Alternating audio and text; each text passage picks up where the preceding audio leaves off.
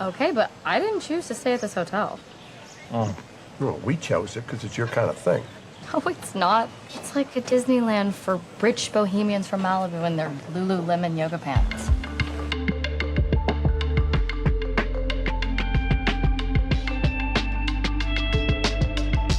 Hi, I'm Jonathan Gold, and I'm an expert in Buddhism at Princeton University. And I'm Rachel Carbonara. I'm an expert in spirituality at Princeton University. And we are here today to share our thoughts about The White Lotus, Season 3. Let's talk about my second favorite line in the season. My first favorite line, of course, is when Victoria Ratliff says, "You're not from China." That's, of course, my first favorite. But my second favorite is when the Ratliffs are having breakfast and there's some conversation and Piper says, "This place is like a Disneyland for rich bohemians from Malibu in their Lululemon." Okay, but I didn't choose to stay at this hotel. Oh. Well, we chose it because it's your kind of thing. No, it's not. It's like a Disneyland for rich bohemians from Malibu in their Lululemon yoga pants. It's just such a great line that we could dig into. There's so much there. But it's really interesting. So the first thing I think about that line is, okay, Piper's trying to distinguish herself from a particular type of spiritual person, a particular type of wellness person. And she's in her mind, she's a different type of spiritual person, a different type of wellness person.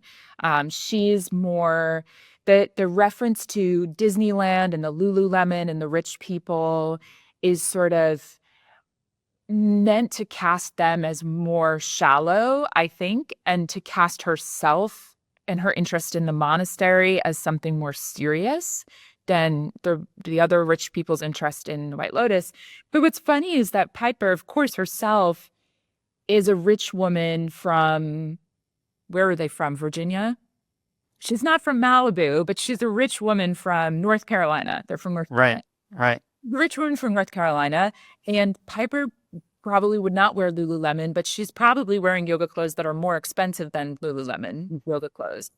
Right. So it's just a great line, but it's so interesting because there's this stereotype of this sort of spiritual wellness woman that other people don't want to be associated with. It's sort of the idea of like someone being basic, like. Okay, but what is that? So that's really interesting. So what are the qualities of that person that she thinks are, really despicable or just pathetic? Yeah.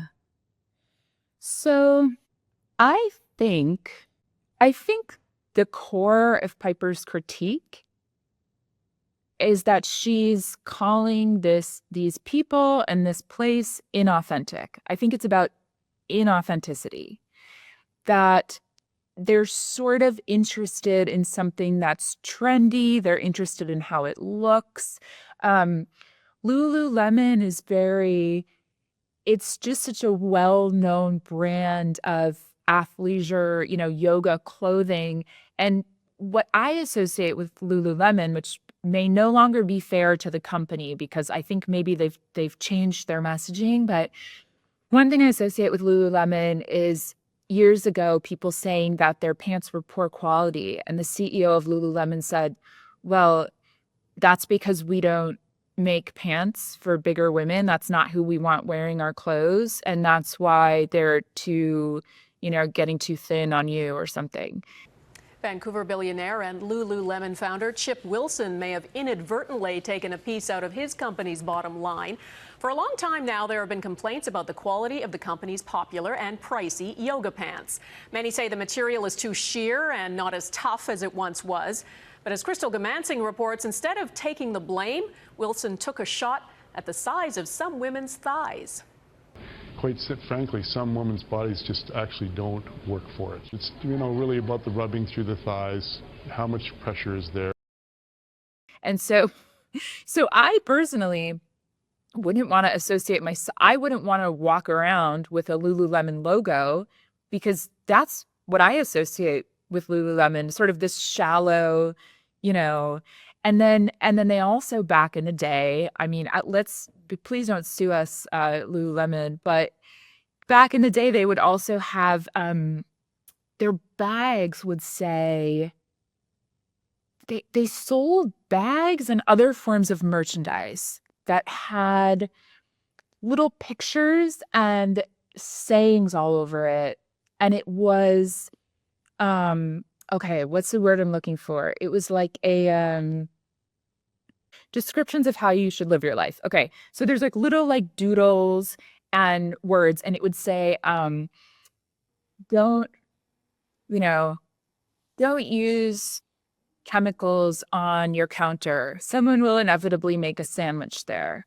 And then the other one would say, like, live somewhere by the sea. Vancouver is a nice option. And the other ones would say, I don't remember, but it was little things about like, here's how to live a healthful life, a sort of holistically healthy life. Yeah, sort of little bits of wisdom, like Yes. aphorisms. Aphorism, sure. Yes. And so when I think of Lululemon, I think about that comment of, well, we don't want bigger women wearing our clothes. And I think about that graphic that was all over all of their merchandise with the aphorisms about, you know, not using chemicals on your counter and living by the sea and that sort of thing. So they're branding themselves as very spiritual and focused on wellness, but there's a lot of shallowness Yeah. happening there. So that's the whole kind of milieu of spiritual inauthenticity that gets pulled up when someone references Lululemon in a disparaging way. It's women who are just kind of inauthentic about their spirituality, and they're really just into the look of everything and being rich and thin and, you know, that sort of thing. And Piper obviously doesn't see herself that way. And yet, by the end of the series, she's worried that she might be. Right. Exactly.